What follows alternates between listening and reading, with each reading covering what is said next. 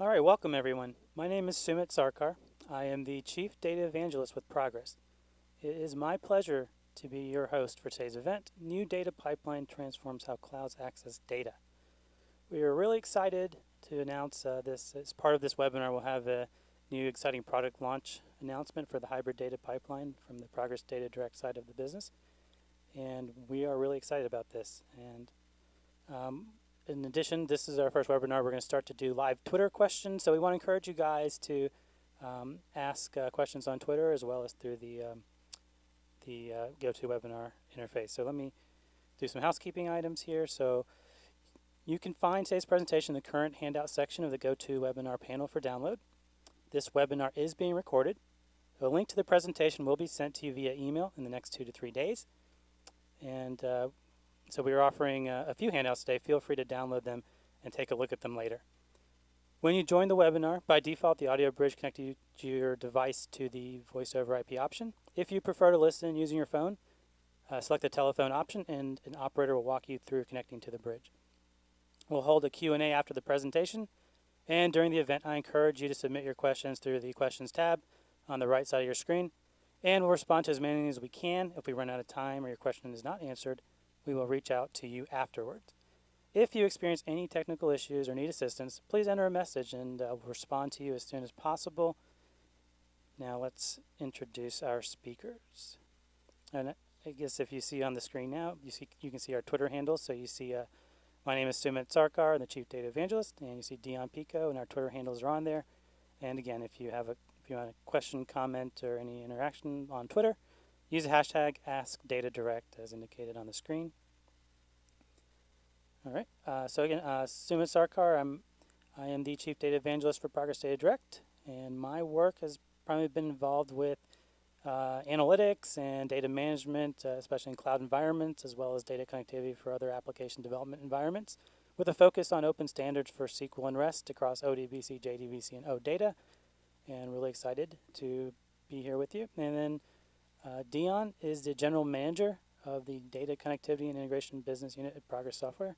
He has over 18 years of experience in enterprise software with a focus on ISV and enterprise integration, including Corba, ESP, messaging, RPC, web services, ODBC, JDBC, ETL, and lots more acronyms you can list. All right. So this is our agenda for today. We'll talk about some of the things, introduce the concept of hybrid cloud, some of the pain and pleasure of these deployments. We'll kick it over to Dion for our exciting product launch for the hybrid data pipeline. So it launched on the 28th, and really excited about this, and he'll share more. And then we'll talk about more specifics on use cases, on how to solve some of these challenges or pains we talked about. We'll even have a live demo. Everybody cross your fingers, we hope it'll work. And let's get started. So we're going to kick off with a live poll. So the first question for you guys is, which cloud infrastructure do you use today? You should be able to select multiple options.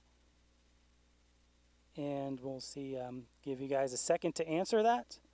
And while you're answering it, I know at Progress, I think I probably check all of these just about. All right, and seeing numbers still come in. Very interesting.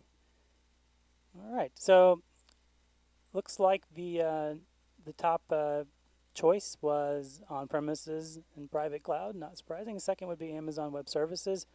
So that's consistent with what we would expect, and you can see the results on the screen now. And we'll talk through some of these. It works out nicely because we talk about a lot of these topics on today's webinar. So thank you for your participation. All right, and all right, let's kick off with hybrid clouds and talk about some of the pleasure and pain. So these are some statistics from other companies, RightScale and Statistica. So these are some of the things we're seeing in trends in the rise of hybrid cloud environments.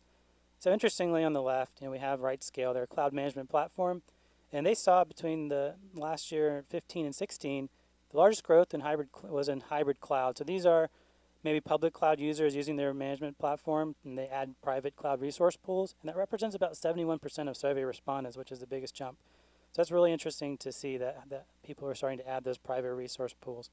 And then on the other side, we see from Statistica, it just talks about some of the things we all know, but to put some specific numbers on this particular article, they have forecasted the public cloud infrastructure service hardware and software market to reach about 38 billion in 2016, growing to 173 billion in 2026. So the point of this is that public clouds are growing, and as those grow, we're starting to see definitely trends moving to a hybrid cloud environment, adding some of those private cloud resources.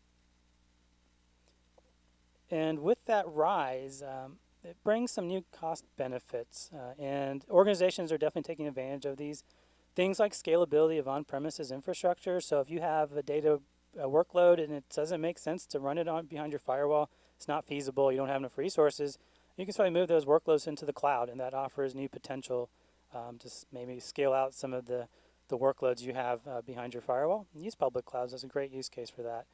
It reduces infrastructure and maintenance costs. So you can see that this is a nice chart from Amazon Web Services, this elastic and pay-per-use infrastructure. And when you have these, when you're starting to scale your own infrastructure, you can see there's an opportunity cost if you're scaling it yourself versus this elastic ability to scale on demand, which certainly saves some costs. This frees up that opportunity cost.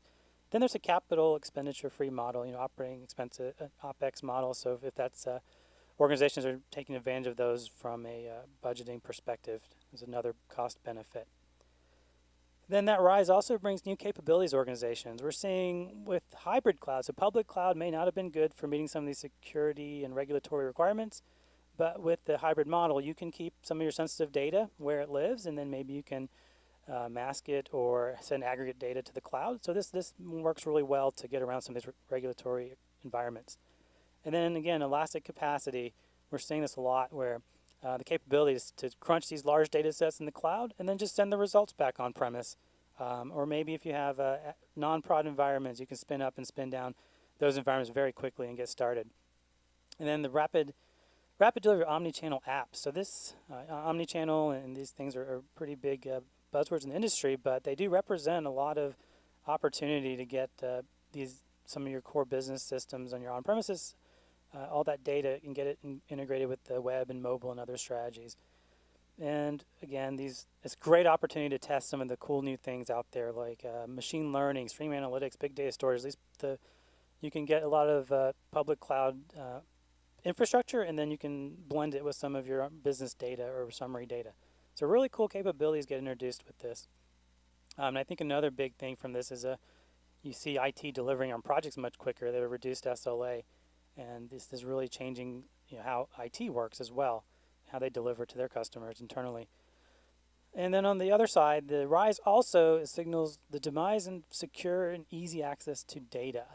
So what we see is we're a data connectivity business line, and our data, we see a lot of cases, gets either locked in other clouds, things like on the top right, you see Salesforce, Marketo, different systems. So they're not necessarily locked, but they are behind some APIs that not everybody is able to easily get data from. And or there's different rules and things like that to access them. And then data behind your firewall, whether it's maybe a relational database, a big data system, that data tends to get locked in through network security, and it's not as easy to access from the cloud across the board. And then when we think about accessing that data behind the firewall, there's not necessarily a common approach to access that data. There's a lot of different options. You could use something like network-based VPNs. VPNs work the transport layer, and they work well if you're, let's say, in Azure, or most people they use Amazon and Azure. They have VPN options, so those are ways you can connect the data on premise, or let's say provide access. But if you're a software as a service vendor deploying to these, that becomes very difficult to manage. Also, as organizations, the more VPNs you add, the more site-to-site traffic you need to manage. And so there is a maintenance effort required there as well. And then another option is SSH tunneling. Works more at the application layer, so you need access to a machine in the cloud to actually do this. It's easy for maybe like a developer who's just trying to quickly try getting access to data, but it's not something everybody's going to use. It's not ready for production, and the connections can't be persisted to different systems, and there are security vulnerabilities to think about. So not a prime time strategy, but it certainly works well for prototyping. And then we see a lot of folks with setting up, especially with enterprise IT, reverse proxy servers, and commonly used to meet regulatory requirements, maybe like credit card holder information, the PCI DSS. This definitely requires IT expertise and maybe some additional networking infrastructure. So a lot of different options, but not necessarily a common one. And let's transition. So I introduced the hybrid cloud environment, and I want to turn it over to Dion to kick off what our product launch is in response to some of these trends. And Dion, floor is yours. Thank you, Sumit. So I think Sumit has really painted some of the pain that really exists out there, and that's really why I'm so excited about the hybrid data pipeline as a new initiative and a new product we're launching today. The idea here is to really transform the way cloud apps and ISVs and IT organizations access on-premise data from the cloud. Today, we're in that transition from on-premise to cloud. We're on that transition from desktop apps to mobile and web apps, and it's created a lot of integration and connectivity challenges, particularly when you think about things like cloud to on-premise, mobile to on-premise, and even across various data centers. And so the complexity has really been magnified. So on one hand, you have really a lot of new applications and new ways of engaging with customers, but a much more complex environment to manage. And this is why I'm so excited about the hybrid data pipeline, because we can really radically simplify the way that, again, IT organizations and ISVs can deal with some of these challenges. I'm going to jump in and talk a little bit about the use cases here, but just taking a look at the panel, I want to just emphasize again for you guys to submit your questions as we go here. We're gonna cover them at the end. I see a lot of great questions coming in already, so that's great. But let me paint sort of a little bit more of the color around what the hybrid data pipeline can do for you. So I'll talk a little bit around the primary use cases for the hybrid data pipeline. The first one we talk about is really the firewall-friendly connectivity. What the hybrid data pipeline is doing here is really giving you a very secure way to access on-premise data, and that might be to integrate it with SaaS applications like Salesforce, with your own mobile or cloud-based applications, or even to do cross-data center communication, doing so in a way that's very firewall-friendly, that doesn't open up new holes and new ports in your firewall, requiring a lot of network and configuration changes, which can obviously, certainly be under a lot of scrutiny from an IT perspective, and then from an ISV perspective, of course, really lengthens your sales cycle if you have to convince each and every IT organization to be able to open these ports and change their networks accordingly. And so again, the idea here is that, again, whether it's a Salesforce application, for example, you often will need to integrate with on-premise data, typically in relational databases like SQL Server and Oracle. But more and more, we see integration with big data systems becoming very, very important, as well as NoSQL databases like Mongo or Cassandra, for example. And we have a number of customers doing this very example today with this technology. So let me give you a little bit of insight into those. My first example here is with Board International, a BI vendor and CPM based in Switzerland. They have a cloud-based application today, but many of their customers using the Board application still have a lot of on-premise data. Typically in SQL Server databases is the use case we see the most. Board was one of our first customers to start to leverage this connectivity with the hybrid data pipeline to allow their cloud-based application to get back accessing that important on-premise data in this firewall-friendly way I've talked about. So it really simplifies it for their customers and really accelerates their own sales process by not having to convince IT to make the changes that I've talked about already.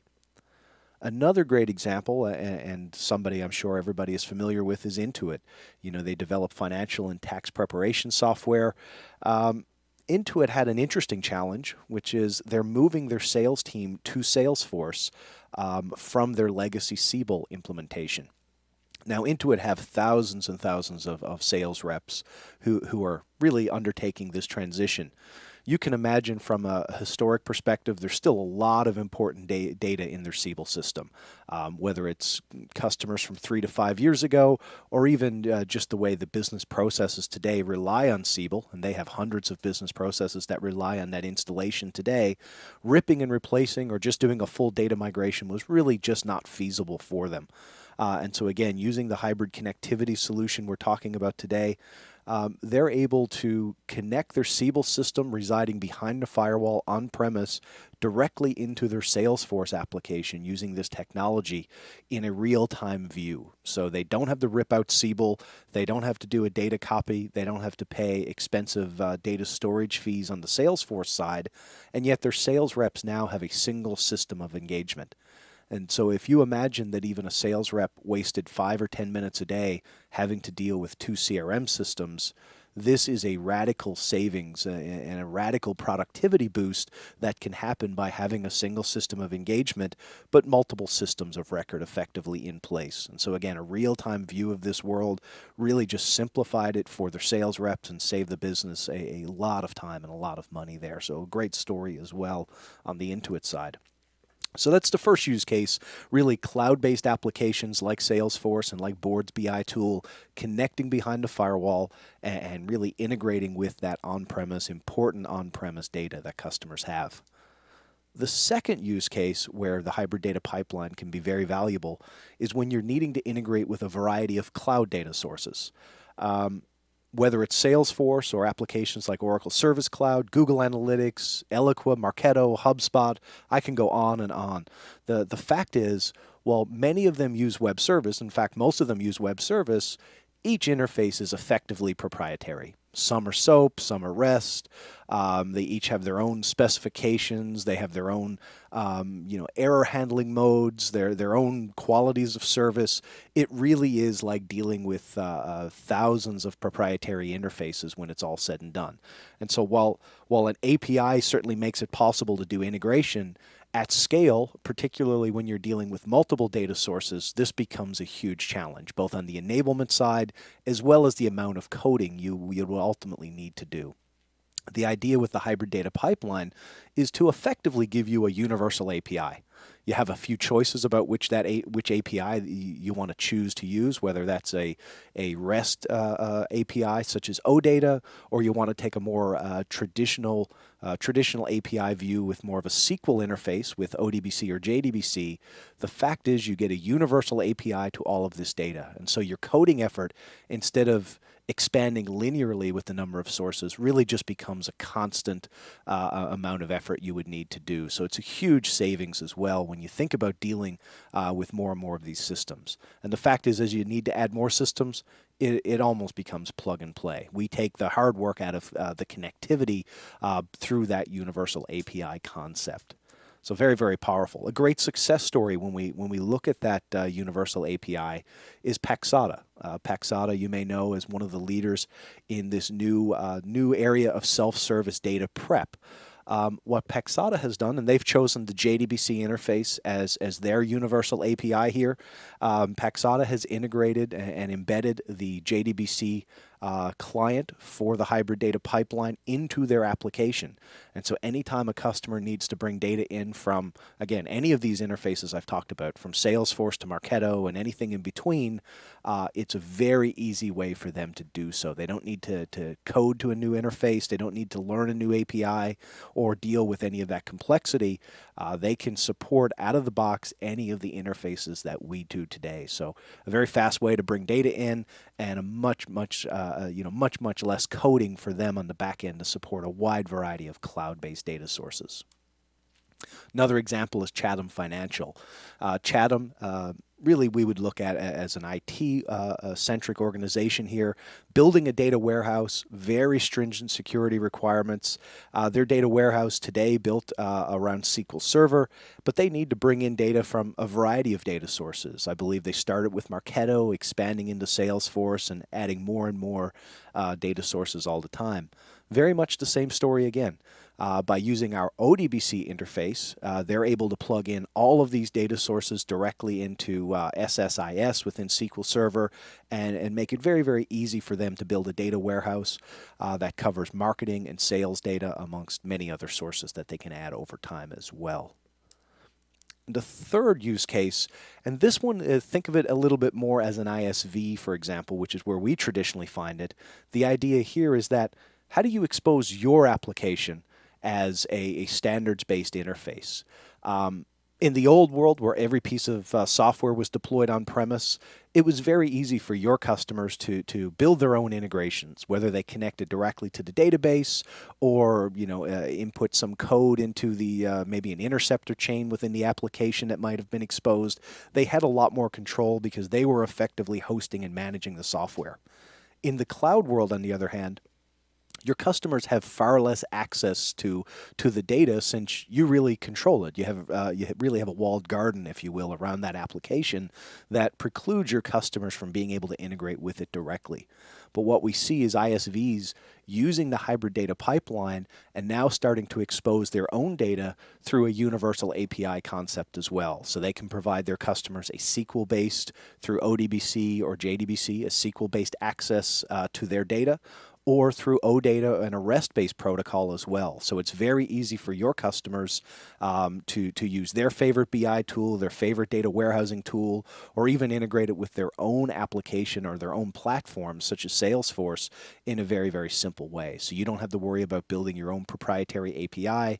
You can do it in a standards-based way and make it very easy for your customers by effectively plug and playing with the existing solutions that they have in place. And just to give you an example of that one as well, we have a very prominent ERP vendor moving their application to the cloud. And again, the pain that I've just talked about is the exact same pain here. Their customers knew how to integrate with the on-premise app, often connecting directly to the database. In the cloud world, you often don't want to give them direct access to the database. You really want to be able to manage that, especially in a multi-tenant environment. So by moving to the hybrid data pipeline, embedding it within their cloud application platform, they're then able to provide the right sorts of clients and APIs to their customers, again, to integrate it with their favorite tools or platforms. So three examples of where the hybrid data pipeline can really simplify the integration between cloud and mobile applications with on-premise data, or even to take a more universal API approach to some of these integrations as well. So I think it's time for another poll here. What is your biggest challenge with hybrid integration today? I think you can choose one of these. It could be connecting your Salesforce with external data for on-premise data like SQL Server or Oracle, connecting your cloud or mobile application to on-premises data.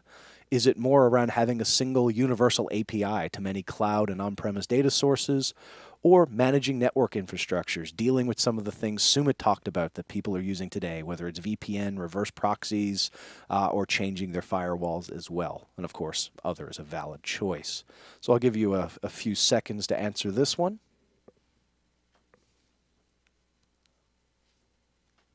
Option number 2 seems to be the most popular so far. All right, connecting my cloud or mobile applications to on-premises data. 31%. And now we see single API to many cloud and on-premise data sources resonating as well. Fantastic. Great data. I appreciate this. So let me move on. I think obviously some of the questions that I'm sure people have in their mind is just how secure is this? What does it mean to really break have a firewall friendly integration strategy?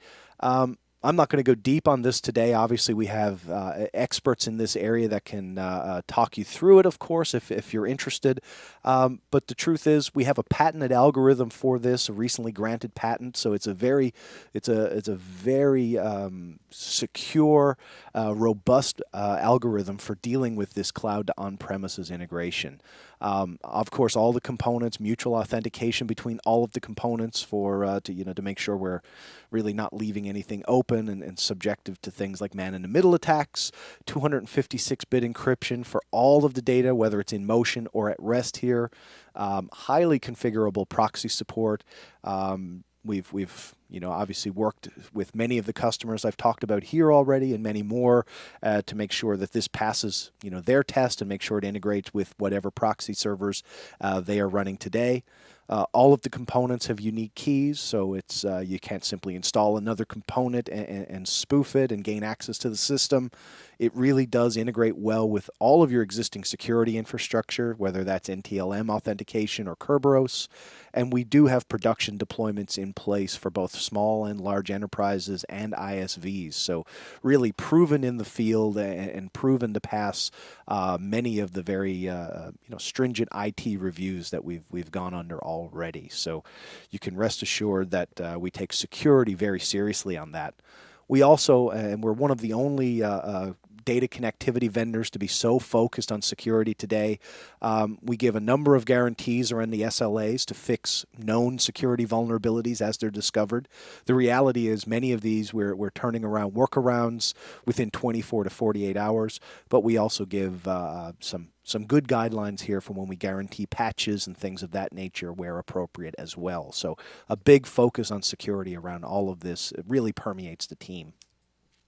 And then finally, the technology itself has really been, it's award-winning technology. Very proud of our recent Mass TLC awards as well around some of the best use of big data and big data integration stories as well. Much of the technology has come from our Data Direct Cloud service that's been running in production for over 3 years as well, with over 10,000 users in production. So again, very battle-hardened, very, very, very ready for production now, despite the 1.0 tag. So hopefully that gives that answers at least some of the high-level questions folks might have around the security, reliability, and robustness of the service. So I think with that, I'm going to turn it back over to Sumit here, and Sumit is going to give us a little bit of a demo about how all of this works. So Sumit, I'm going to transfer the ball over to you.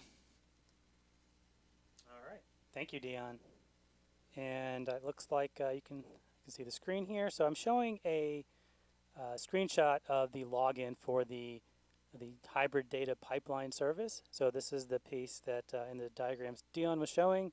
It's that round circle with the green, or with our beautiful green logo, and that service can then run anywhere. And in this particular case, I've got it running somewhere out in the cloud, and I'm going to log into this now. Right, and so when we log into the service, we're going to get to a screen to. This is the main user, so we have a list of users, so I can assign roles and that good stuff. I'm logged in as an admin, so I see all the features. And the first thing I would do is create a data source for the hybrid data pipeline. And once you set up your data source, at that point you get all those use cases that Dion illustrated. You get access to all of those. You get both standard SQL and REST interfaces to this data, and it doesn't matter if you're on premise or in the cloud. It handles all that firewall-friendly stuff. And so if you click on, I'll show you a list of fully supported data sources and versions when we get back to the slides. But let's see, so if I show you an already configured data source, I've got one for a SQL Server database. So remember, this service is running in the cloud. And this SQL Server database is running on Progress Software's, we have a VMware lab, so this is running behind our corporate network.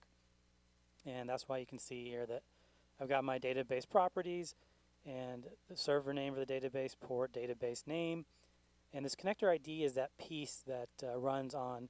So this service is running outside of our DMZ, and then we have the on-premise connector running on the Progress Software side of the firewall. And that's where this connector ID gets set up, and that's what ties the service to provide that firewall connection, firewall-friendly connection. And when this demo I'm going to actually show you is producing a OData feed, which is the standard REST API, and that will connect from Salesforce. So in this case, I've got, I'm going to edit the configuration, and I've exposed I think I've exposed just one object, and it's an order table. And so this is the entity that I'm going to expose. It's an order. So if I go to OData, this becomes my OData URI, so I can use this in any OData enabled client or client library. In this case, I'm using Salesforce. So I'm going to go out to Salesforce. And so from the Salesforce side, Salesforce is obviously running in the public cloud. So I'm going to set up this as a developer account with some dummy data representing fictional Starbucks stores. I use this in most of my demos. So if we go to external data sources, so this is all connected with the feature from Salesforce that's really it provides a standard OData client, so you can use any OData URI to access external data sources. And so you can see here that I've got one for SQL Server orders, and you can see that this is the URL that I pasted from the hybrid data pipeline service.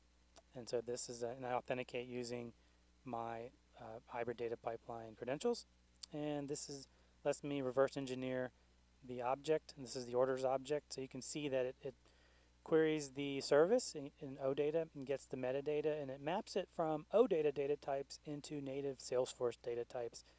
So all this is handled by the Salesforce Connect OData adapter, and our service is providing that data. And you can see from their perspective as a software service offering, this object lives in SQL Server, but it looks very much native to the Salesforce platform.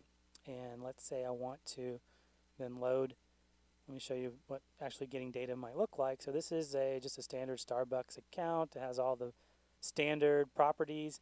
And if I scroll down, I have a related list. And this is the related list that's pulling from from the hybrid data pipeline in real time. And you can see we have a related list, and it pulls from that orders table based on this particular account ID. And I saw some questions coming in around data residency and things like that. So to reiterate, the hybrid data pipeline service, it can run anywhere. It can run on your perimeter networks. It can run out in the cloud. It can even run behind your firewall if you choose. But this is a real-time service, so that when you query data through SQL or the REST interfaces, it pulls in real time. So in this case, when I load this page, these records are pulled from my SQL Server database, and when I close this browser, they're wiped from the memory of Salesforce. So we're not storing any data through this whole exchange. And so that was the OData interface. If I wanted to use the same data source, maybe I have, in that case, Dion talked about Paxata running as data lake as a service. I could also extend this from the same SQL Server data source. I could extend a JDBC or SQL-based client to access and start querying the database from the cloud. And those are the primary use cases for this demo. So let me reiterate what I just showed you there. So to summarize, you can see that the first step was to configure that hybrid data pipeline source. And in this case, the application at the top was Salesforce, and I configured this SQL Server data source. And then I didn't show this part, but on a server behind our firewall, I did install the on-premises connector, and that's the piece that allows that firewall-friendly connection. And we can also install that. So it's behind the firewall. But if you're running into, let's say you're connecting to one of the cloud sources, or maybe you're connecting to a cloud-based data warehouse like Redshift or Amazon EMR, in those cases, you don't always have to have the on-premise connector. It's only when you're reaching behind a firewall for this kind of a connection inbound to back office data sources from the cloud.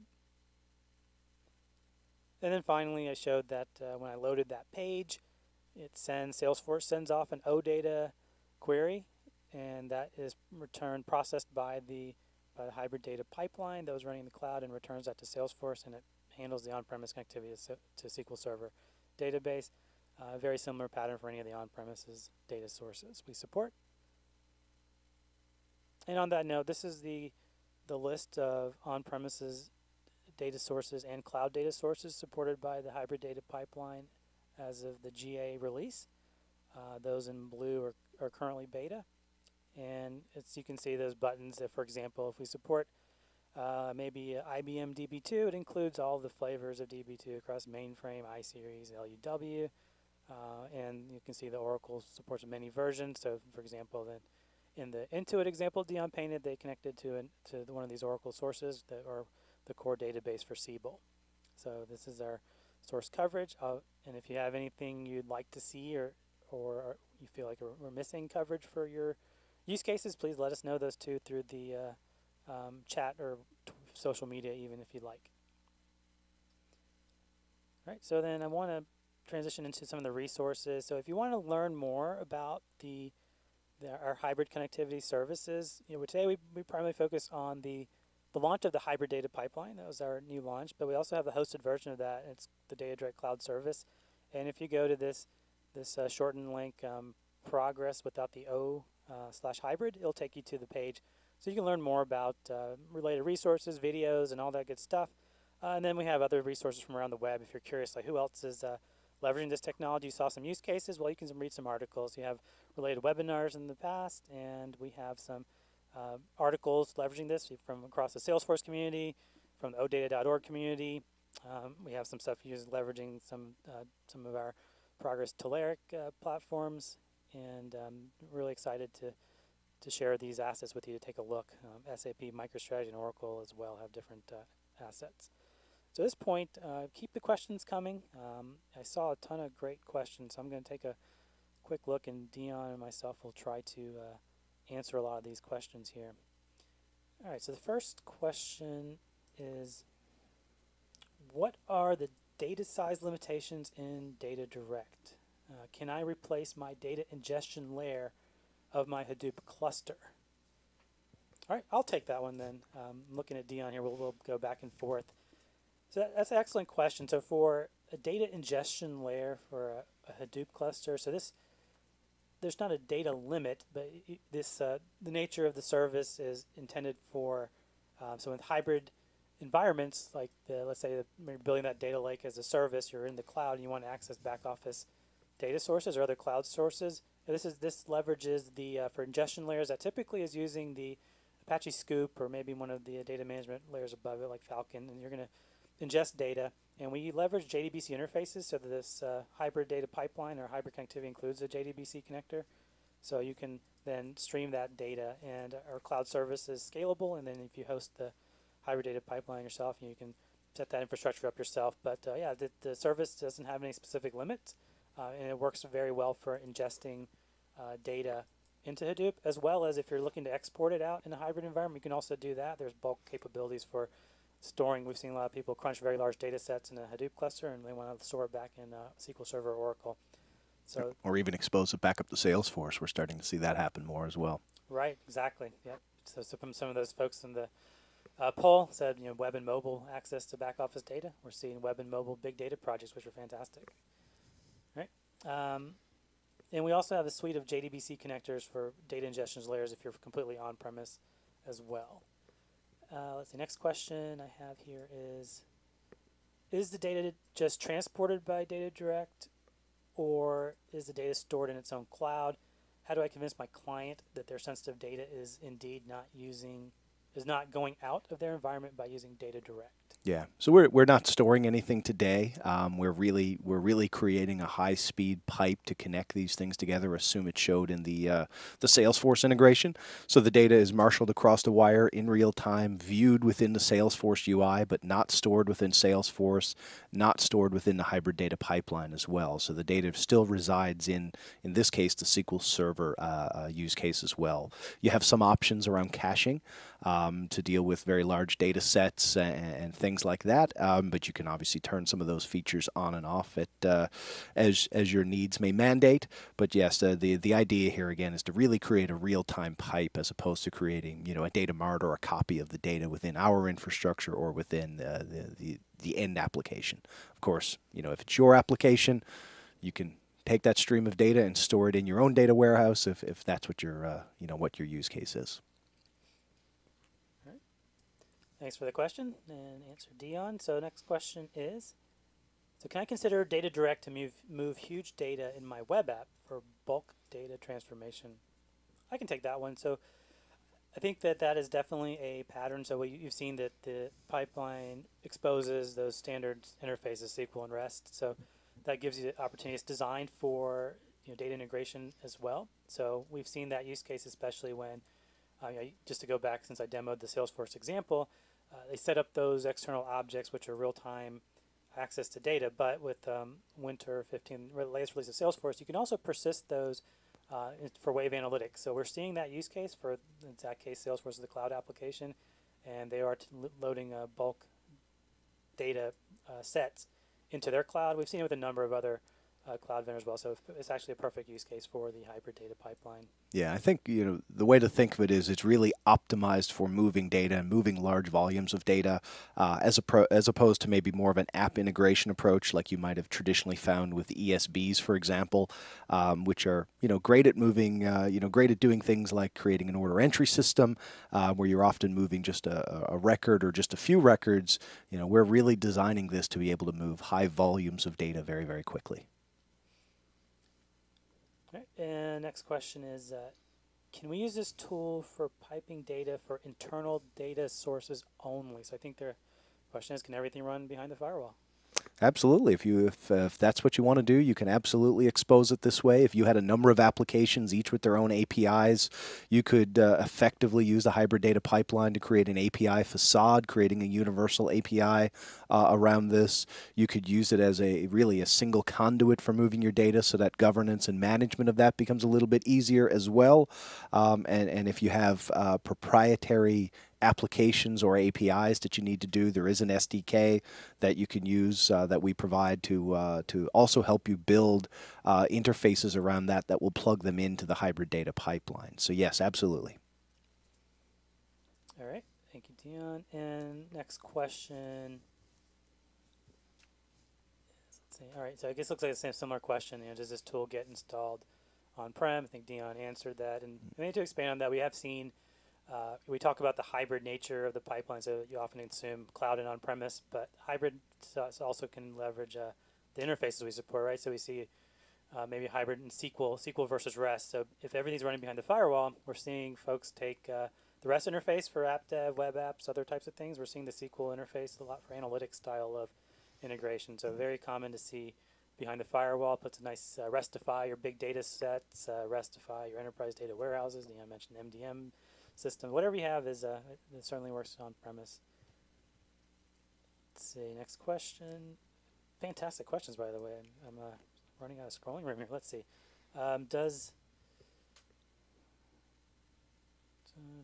Okay, so question on do you have a REST API that can be used to manage the pipeline?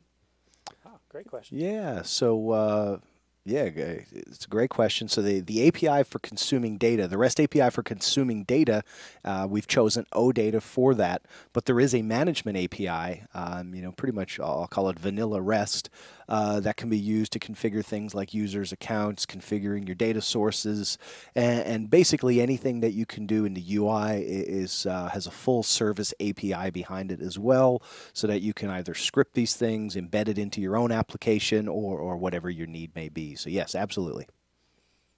All right, let's see. Next question is around stability. Let's say data connection goes down between the service and the on-premises connector. How do you handle such situations? I'll take that one. So in terms of, so we have, again, we talked about the hybrid data pipeline, which is the service you can deploy anywhere. So with that, you can deploy it in a way that makes the most sense for your environment. So we've seen in scenarios where you need high availability, you can install multiple services, and you can set them on the same servers, different servers, however you want. You can set them up on any parts of your DMZ or wherever you need to for your whatever requirement. So the stability depends on how you decide to deploy it. So we have some guidelines we can provide on how we recommend you deploy it for high availability and scalability for this kind of cloud workloads. And then in our hosted version of the pipeline, we have the Datadog Cloud Service. That one has a similar capability. Obviously, the cloud is infinitely scalable for the service, but the on-premise connector, again, can be set up in a I guess, load balanced and high available deployment. So good questions there. Let's see. Next question. Question around support for. Looks like someone's interested in some of the NoSQL databases. They're asking, when are we going to support Microsoft's DocumentDB? I see that running on Azure a lot, and MongoDB. Yeah, so those are definitely on the roadmap near term as well. We obviously have connectors to those within the portfolio, if you're familiar with our on-premise connectivity solutions. So things like Mongo already have an ODBC and JDBC driver. We're very familiar with it. The part we need to finish before it will become GA is really the UI component. whether to really help you, whether it's normalize your data, flatten your data, or otherwise map a schema into more of the the interfaces we support. So if you're going to use ODBC, JDBC through a SQL interface, obviously a data normalization or flattening would need to take place. A little bit different on the OData side as well, but it's the tooling part of that is really really the last piece. I think the back end components are done, very very stable right now, and so look for that early in the new year. All right, thank you, Dion. And on that note, someone just chimed in with Cassandra as well. Cassandra as well, yep. So we have Mongo today. Cassandra is the JDBC version is out, ODBC to follow shortly. So both of those, again, the back-end components are complete. The Microsoft Document DB has not been started yet. That one will be a little bit later in the year right now, but certainly I'd be expecting Mongo and Cassandra, earlier in 2017. All right, thank you, Dion. Next question is, all right, so there's a question on some deployment. So what are the platforms supported by the on-premises component? I see native Windows EXEs when I go to download. So good question. So the GA release that just came out, the on-premise connector piece is Windows. And I think Dion commented on the roadmap, and the service itself runs on various flavors of Linux. Yeah, and the plan is, of course, is to make the on-premise connector also available on any platform. So that work is underway as well. But yes, it's Windows today for the on-premise component. It's Linux and Windows for the server, and the on-premise agent being supported on Linux and other platforms forthcoming very shortly. All right. Let's see. Next question. So this is an interesting one. I was trying to answer this one. Who are the competitors of Data Direct? You want to take a stab at that one? Let's Sure. take a stab at that one. So it's a great question because I think, so in my role, I've been doing some inquiries with various analysts, and we've actually asked that question too. But from what what our research shows is that this is the first vendor-agnostic pipeline that can really bridge those cloud and on-premise worlds.